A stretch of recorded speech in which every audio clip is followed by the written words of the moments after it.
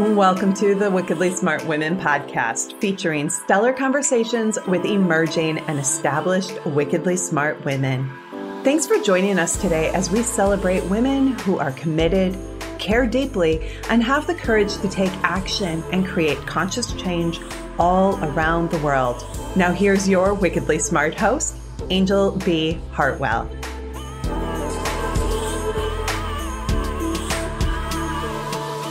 Welcome to another episode of the Wickedly Smart Women podcast, where we celebrate wickedly smart women and provide our listeners with a wealth of wisdom along with immediately actionable steps to be smarter, spunkier, and more successful in their impact and their leadership.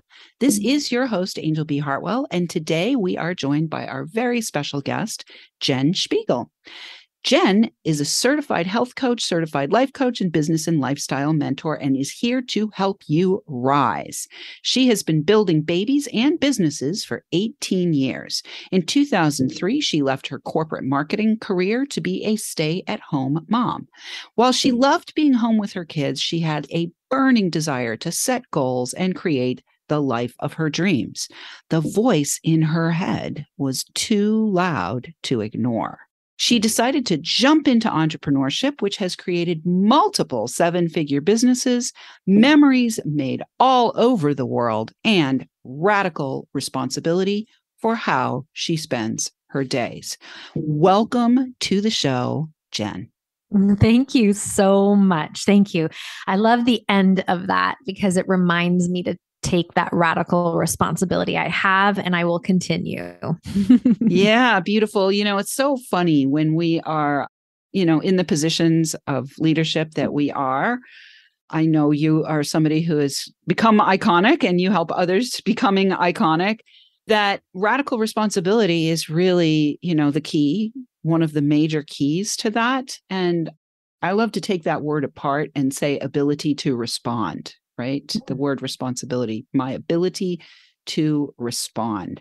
So what I want to start with today, Jen, is I want to find out what inspired you to take the responsibility for your own life that you did back in 2003 when you left your corporate marketing career. That's a great question. I've not been asked before, so thank you for that. 2003, I had my first baby. So little Gracie was born, and my corporate career had me on flights going all over the world. It was an amazing career. I have to be honest. I wasn't somebody who didn't like what I did. I loved my job. I had these little turquoise eyes staring back at me, and I honestly believed, Anjel, in my heart that I had to choose. I had to choose myself or I had to choose her. I hadn't yet found myself as a mom, so that's how I sort of saw it in my mind of Jen and thriving in a career and building herself that way and in terms of title and finance and goals, or Jen holding and caring for this baby. So I made the choice of her, which was the right choice. As we grew together, I started to really lose myself in the title of mom. I quickly became the sweatpant mom. I was in sweats all the time. I wasn't getting dressed anymore. I wasn't socializing as much. I was a very young mom, so my friends were all out building their careers and having a good time on weekends, and I was home with my daughter full time and not going out on the weekends because I couldn't. And I remember driving, when she started talking, we were driving to the gym. I had gotten a job teaching spin classes just to get out of the house and do something in my day. And she said, "Mommy, where are all the cars going?" And I said, "Well, I don't know. I think that one may be going to work." And, I was playing a game with her, and she said, No. All the mummies go to the gym and all the daddies go to work." And I remember literally wanting to halt the car. Like my foot wanted to press on the brake and pause the moment and just say to her little precious face, she had no idea that that's absolutely not what has to happen. There's nothing wrong with that, but that's not the role of the mommy or the daddy. And that really sparked something in me. That was a pivotal moment in my life where I thought, what if I could show my children, I'm now a mom of 4, what if I could show them possibility versus fitting into boxes, sacrificing their desires, the lives they could live because they think they can't, they shouldn't, they don't want to ruffle feathers. This is the way it's always been done. So I took that on and I took it seriously, and it came through the form of entrepreneurship. But that her little voice saying that to me changed my life. Well, thank you to her little voice, yes. Which was probably, she was channeling the divine inspiration right on through. Yes. Well, I want to talk to you about this idea of having to choose between yourself, your career, and your kid, because it's fascinating, Jen. I so often have guests on who reflect in certain ways parts of my own journey. And so I left my career in real estate back at the end of 2002, 2003 as well. And my son was born a preemie. And I had no choice. I had to go back to work. At least I believed I had no choice. And after 6 years of trying to full-time parent and full-time mom, job and all the things, I reached a breaking point and also had a spiritual awakening. And as a result of that, divorced his dad, left my corporate career in real estate, and ended up coming home to be home. I wanted to be home. And I also believed in this false equivalency thing of you have to choose one or the other. So I too began entrepreneurship because I knew I was going to lose my freaking mind if I just did the daycare mom group. Not that there's anything wrong, again, with that phase, right? I just knew I needed more. And I actually carried this split into my entrepreneurship as well. So I'd love to hear how you navigated starting your own business, having now 4 children, and not carry this equivalency through in that journey, or did you? Well, first of all, congratulations to you for choosing you. It's not an easy thing to do.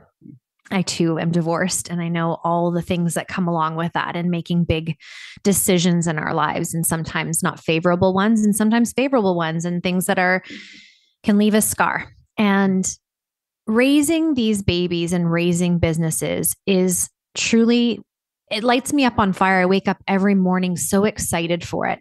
But I need to start this conversation with transparency, because I have my now husband is the most supportive champion of me and our family. And I don't do this alone. So I have to be very clear on that, because I know there's probably someone listening in who feels alone and, will hear my story and go, well, that's nice for her. And it is nice for me, but that's a whole journey of how I got to this place. That wasn't easy, but I am here now. So I have support.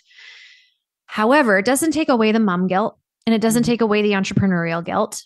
And it's a bit of a dance I have daily. So what I've learned is the art of presence. I remember this mentor I had, and she would talk to me and I would feel like I was the only person in the room. I remember how special that made me feel. And you could see the perimeter of people who wanted to talk to her and have her attention, but she didn't blink. She made you feel like there was nobody else that existed around her. And that taught me a life lesson. I remember thinking, I want to be that. I want to emulate that in my life. And how I practiced that was with my children and with my business. I thought, what if when I'm in business and working and with clients or doing some marketing, whatever it is, it doesn't matter the task. What if I gave it my full presence, that I wasn't distracted by the things that are on the task list, the dinner that needs to be made, the laundry that needs to be done?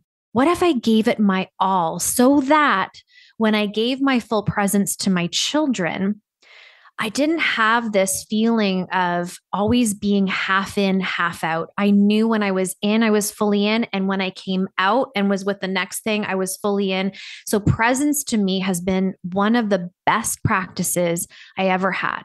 I don't bring my phone into my family. I leave it in my office. My phone doesn't go in my room. It gets plugged in our washroom and it stays there so that I'm not tempted.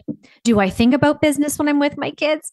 Yeah, I do. And do I think about my kids when I'm in my business? Yeah, I do, because I am a woman and I have a lot in my life and I carry a lot and my heart is full. But I don't have as much guilt anymore because I'm doing things well. And a lot of us, when we are balancing, I think the word balance is such an unfortunate lesson. It's something I really want to eradicate. We've been taught to find balance, and there's no such thing. So what happens is we're constantly feeling out of balance in the search for the balance, and we'll never win that battle. That's not ever something we will achieve, because balance to me means that everything gets equal parts. My husband gets the same amount of time and attention that each of my 4 kids get, and my business gets the same time and attention that all of those people got, and my family, my dad, my mom. How could I possibly accomplish that in a day?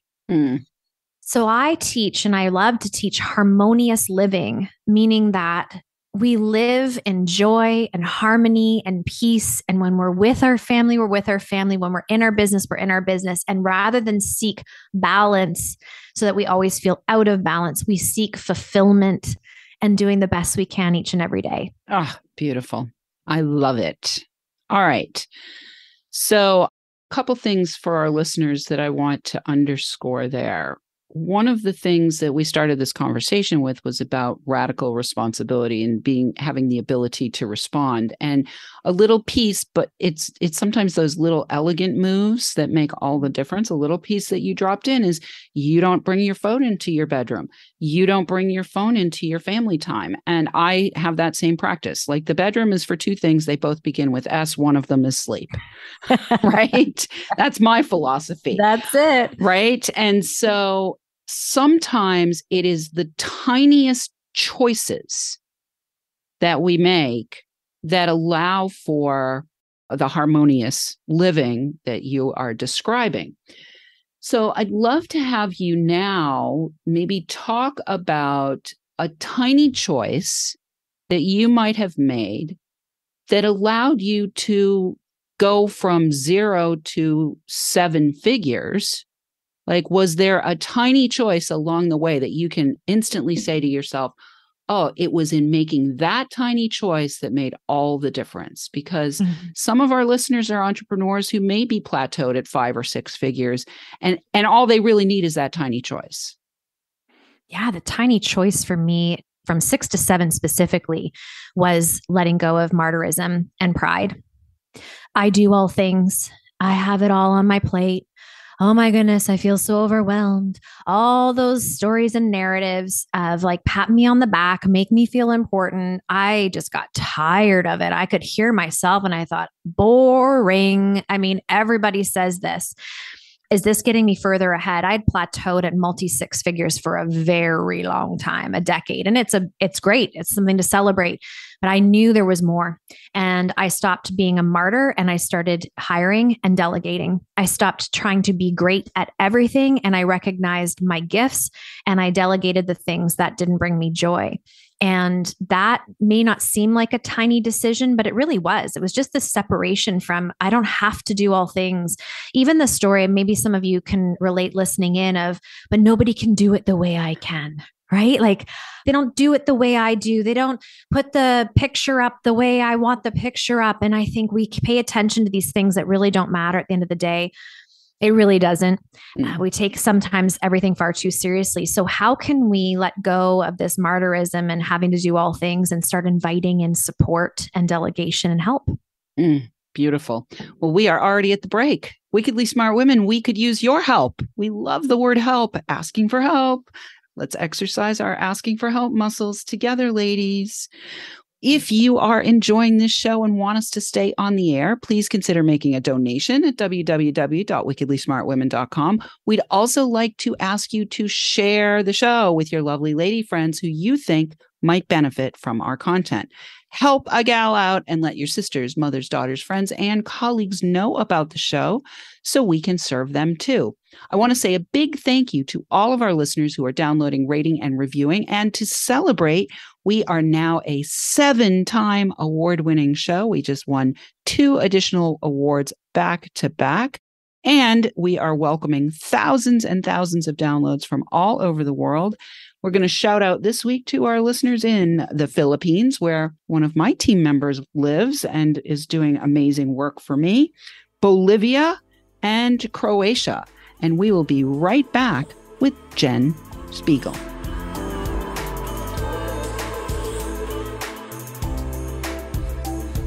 The Wickedly Smart Women podcast is brought to you by the Wealthy Life Mentor. Women, are you on the edge knowing that life is calling you to make a change? Are you ready to be part of the evolution of what it means to be a wickedly smart woman, creating your wealthy life by design? A life that is an extraordinary work of art. Angel B. Hartwell, the Wealthy Life Mentor, is hired by women in transition. Women just like you who want to break through to their brilliance, become clear on the value of their wisdom, and embody a beauty-filled, balanced life of shameless self-expression. Discover your wealthy life readiness by taking the quiz at quiz.wealthylifementor.com.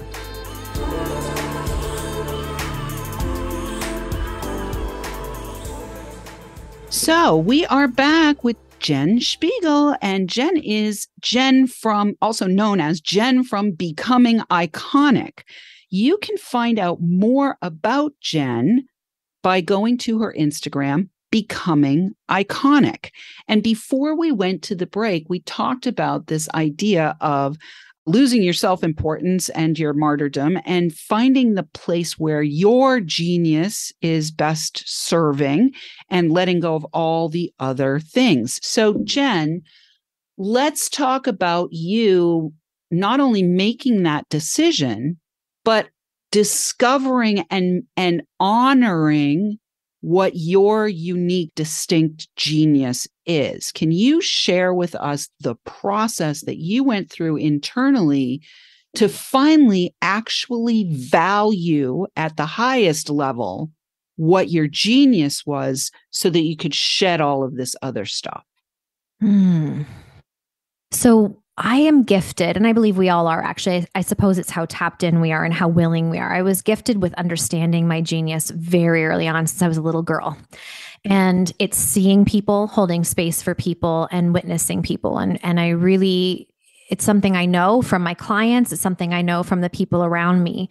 So if that's my genius and I know that, then I had to look in the mirror and say, what are energy leaks? What are things in my business that are potentially pulling me out of that genius? So things like trying to figure out technology.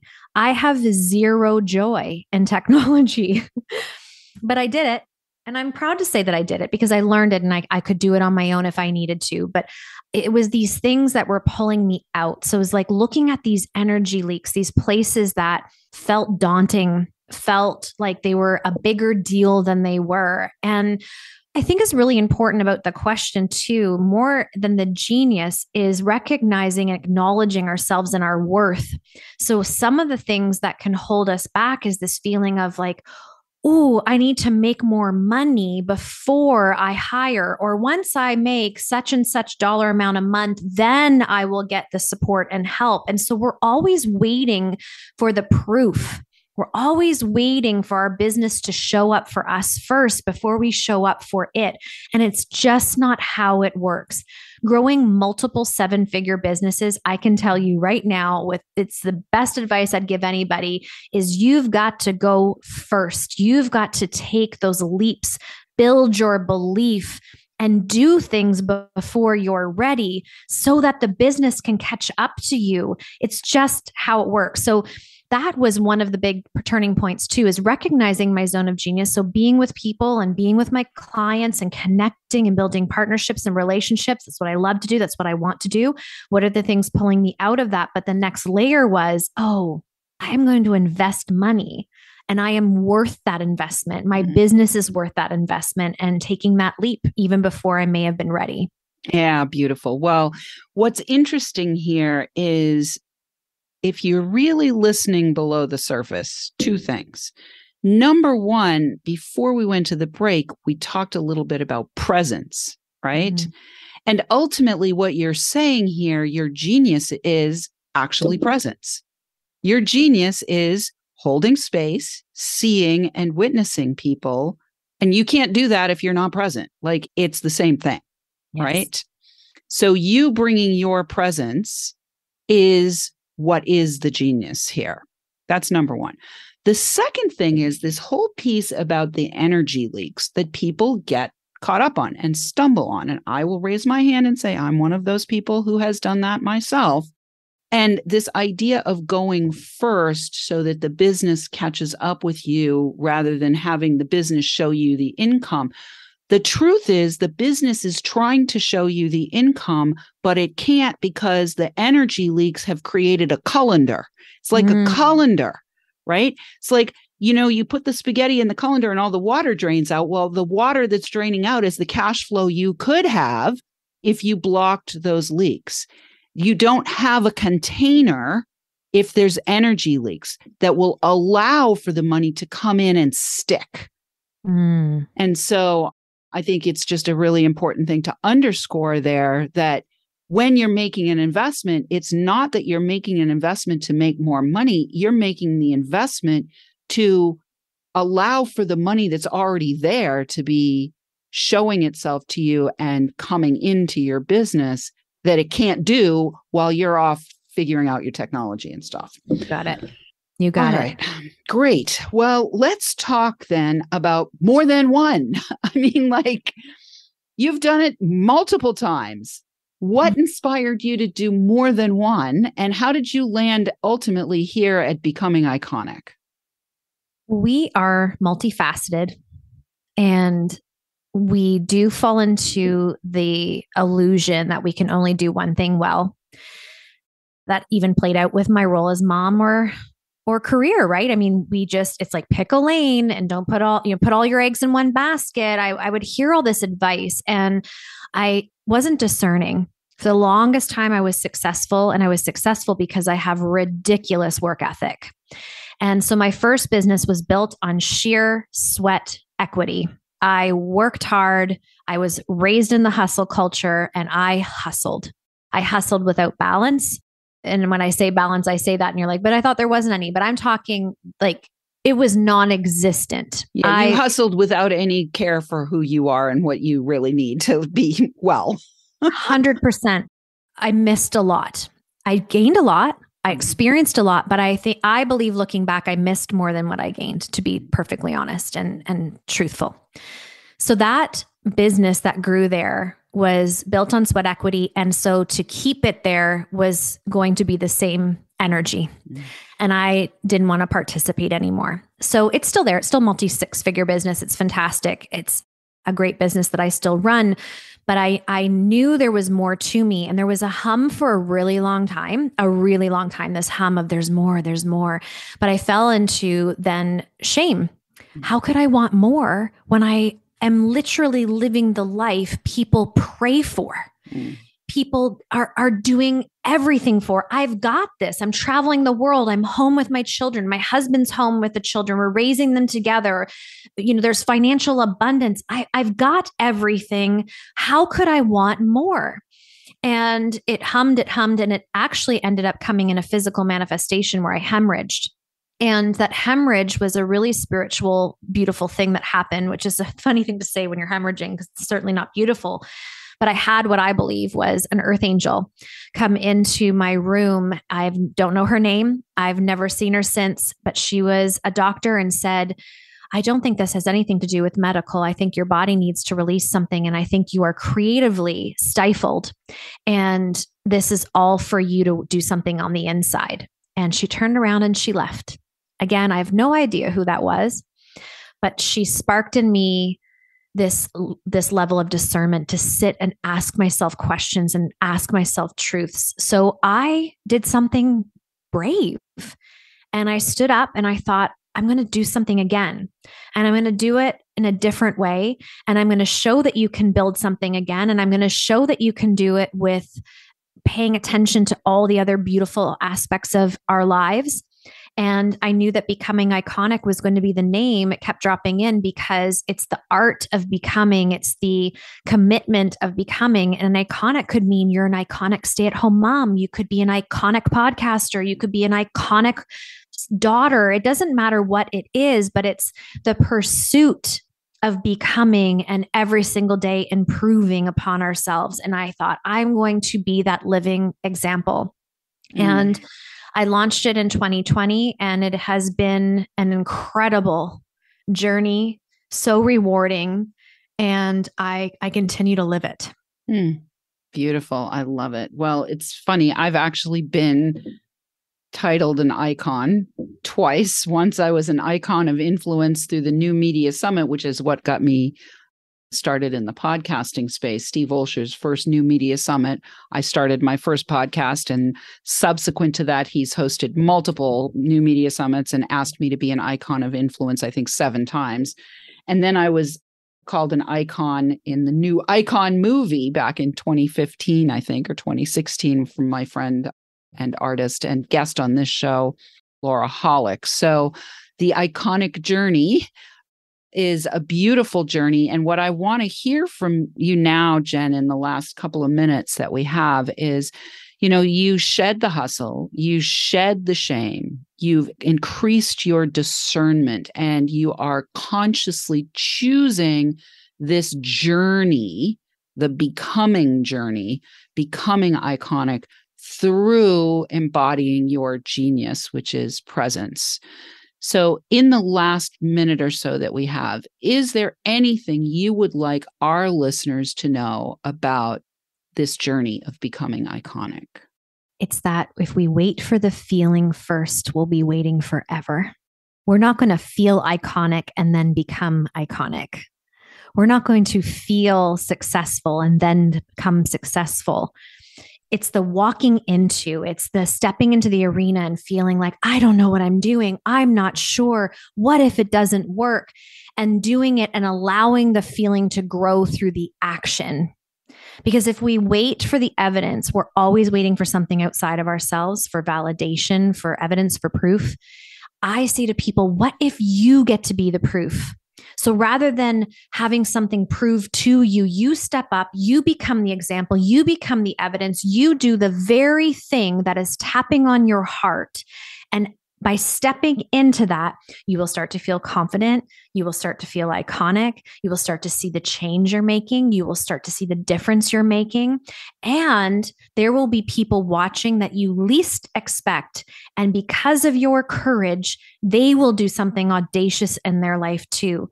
So we've got to stop waiting to feel ready. I feel like so many people are standing there waiting to be ready. Maybe I think you and I share probably a similarity in this, where I don't know if I've ever felt fully ready for anything.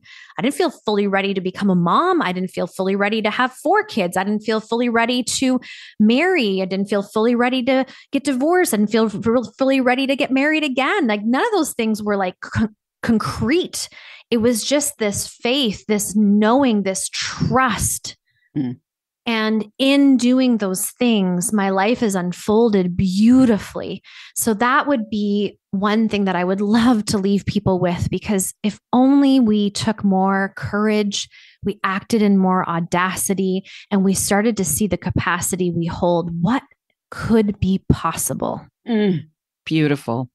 Well, we have got to go on that high note. Listeners, we do love feedback. Please let us know what you think of today's show by calling into our listener line. We'll have that for you in the show notes. Go check out Jen at Becoming Iconic on her Instagram. You can also send in questions or guest suggestions to listeners at wickedlysmartwomen.com. We might even give you a shout out on the show.